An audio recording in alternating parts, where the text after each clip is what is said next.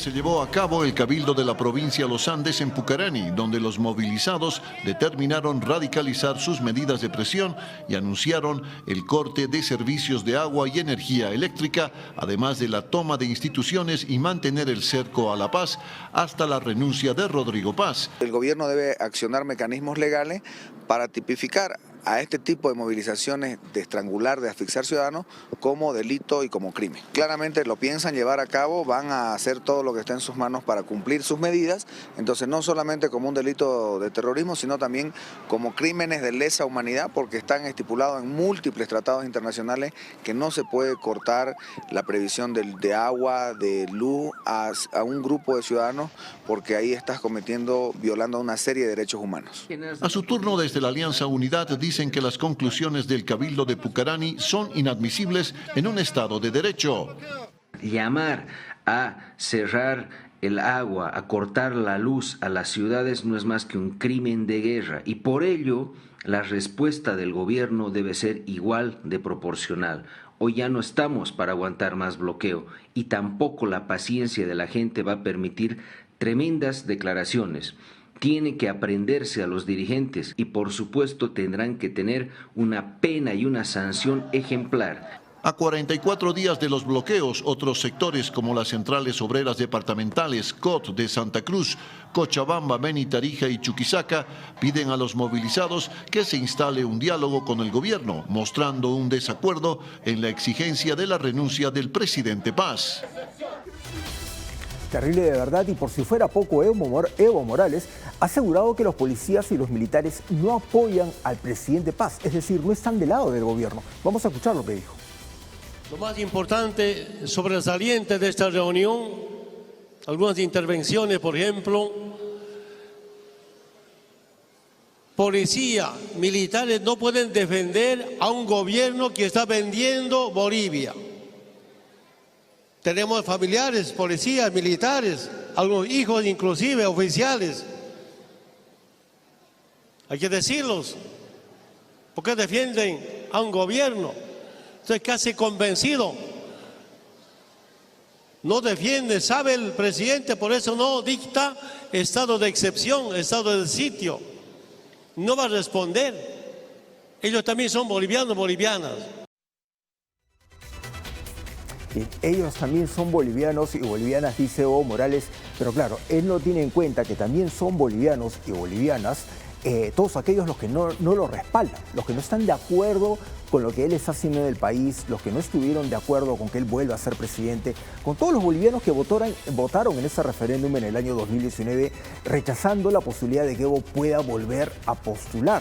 Y todos aquellos que en su momento tampoco apoyaron las manifestaciones que él inició. Pero claro, para él el tema de quién es boliviano y quién no va a depender si estás de acuerdo o no con él.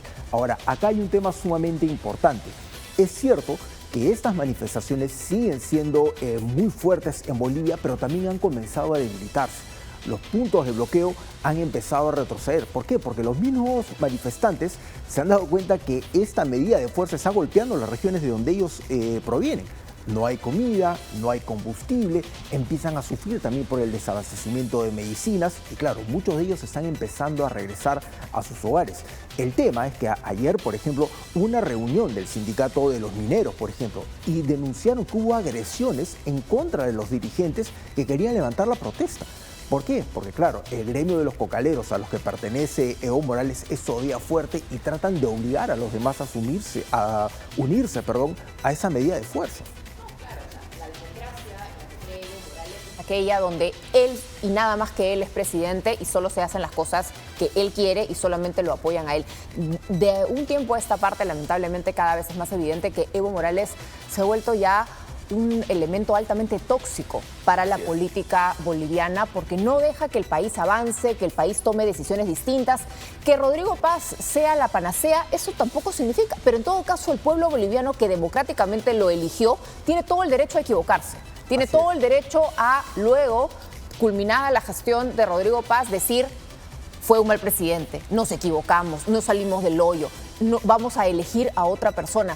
Pero Evo Morales no es el salvador de su país y lamentablemente no solamente es una persona que fomenta un discurso de odio, de polarización, de división, sino que además es una persona que está buscada por la justicia de su país y se aprovecha del respaldo que todavía tiene para esconderse en una zona de territorio boliviano donde nadie puede acceder a él y termina utilizando a sus propios simpatizantes como escudos humanos. Porque ¿cómo haría la policía boliviana para realmente detener a Evo Morales, hacer que responda ante la justicia sin un derramamiento de sangre?